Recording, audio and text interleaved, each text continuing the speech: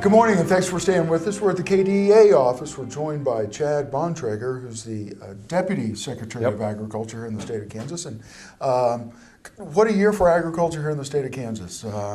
If you look at the early part of the year, wildfires, and you and I were talking before we went on camera, I completely forgot about the wildfires. I mean, that's just kind of how much has really gone on this year in agriculture here in the state. Had a lot going on, and we were excited. In January, the governor kind of kicked off the year in his State of the State, and he talked about agriculture and the importance it plays in the Kansas economy, and highlighted dairy and water along the way as well.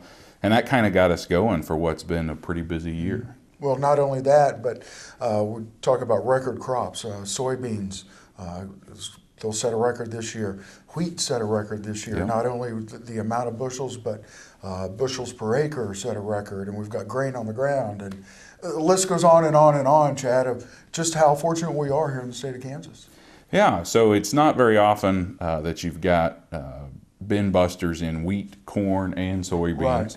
And we don't have all the data yet on the fall crops, but we're expecting to have good yields in grain sorghum as well. And it's evident when you travel across the state, you see the grain piled on the ground, the elevators are full, but it's moving too. Right. But it really highlights the need to find homes for all of those bushels. And it's had a downward pressure on the commodity prices as well. Well, not only that, your office here does a lot of work internationally for producers here in the state of Kansas when it comes to trade. And we were just at the wheat office last week talking to them, and trade with Cuba seems to be on the top of everybody's list. Anywhere that we can move Kansas commodities, I think is going to be helpful. This year we hosted 15 inbound trade missions, so folks coming from other countries to see Kansas agriculture, and we led 7 outbound trade missions. So our marketing division's been busy with that, and we appreciate all the Kansas farmers and ranchers and agribusinesses that have participated in those missions, whether inbound or outbound.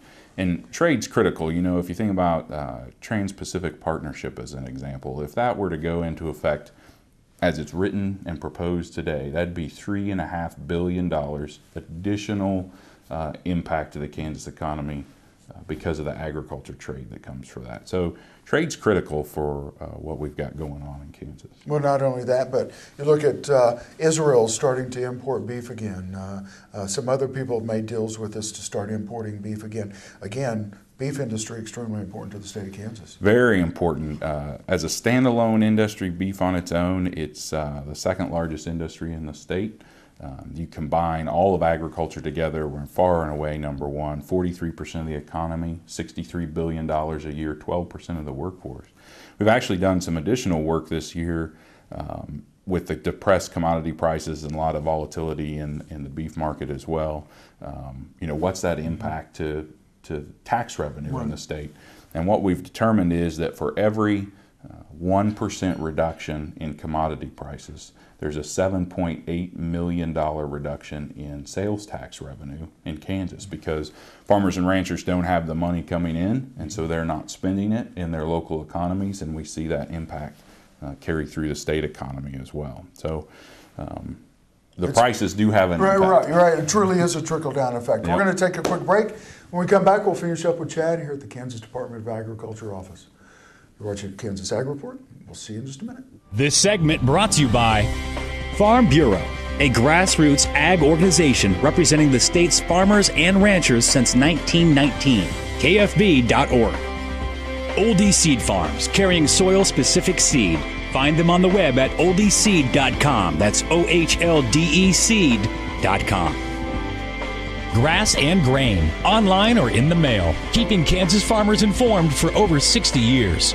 grassandgrain.com. Kansas Wheat Commission, leaders in the adoption of profitable innovations for wheat. Online at kswheat.com. Thanks for staying with us. We're at the Kansas Department of Agriculture office here in Manhattan, Kansas. We're joined by Chad Bontrager, who's the Deputy Agriculture Secretary. So Chad, again, we're kind of talking about kind of what happened this year when it comes to agriculture in the state of Kansas. And it really, when you look at the list you put together, you go, oh yeah, I remember that when that happened. I remember when that happened.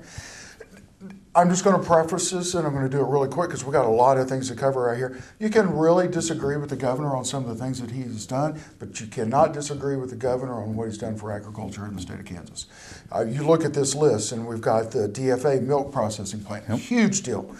Cargill staying here in the state of Kansas, huge deal. American Royal moving to Kansas, huge deal. The list goes on and on and on, Chad.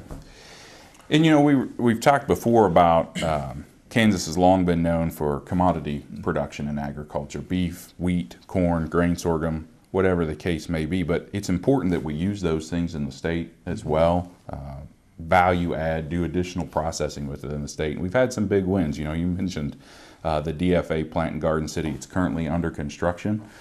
It's going to be a great home for Kansas milk, and we actually expect that having that plant in Kansas will attract more cows. We've currently got right at 300 dairy farms, 143,000 cows being milked in the state, and we want to see that continue to grow. Fluid milk processing has the highest economic multiplier of any agriculture sector out there. So it's a great win for Kansas. Another big highlight at East Kansas Agri-Energy in Garnett. They actually brought online the first renewable diesel production in the country attached to an ethanol plant this year. So they're making a diesel product from corn oil that's identical to petroleum-based diesel. It's called renewable diesel, a great win for Kansas as well. This year, our ag marketing team did 6 agribusiness development workshops across the state in small towns, designed to help folks that want to grow their business, want to start a business, whatever it may be, help them figure out what are some of the first steps in doing that. So we're really focused on growth and value adding in Kansas. And not only that, and we're running out of time. I mean, there's just so much to cover. And but if anybody really wants to know what's going on with agriculture here in the state of Kansas, the KDA website's a great place to start. Yes, sir, it sure is. Perfect. Chad, it's good to see you. You too. Happy New Year, by the way. Same to you. Thank you. You watch the Kansas Ag Report. We'll see you in a minute. If you would like to advertise your business on Kansas Ag Report, give us a call, 785-580-3287. You need a partner that you can count on to be there for your business. Providing a depth of understanding to risk management issues so you don't have to. A knowledgeable support team located in your area, delivering products and services to make you more successful.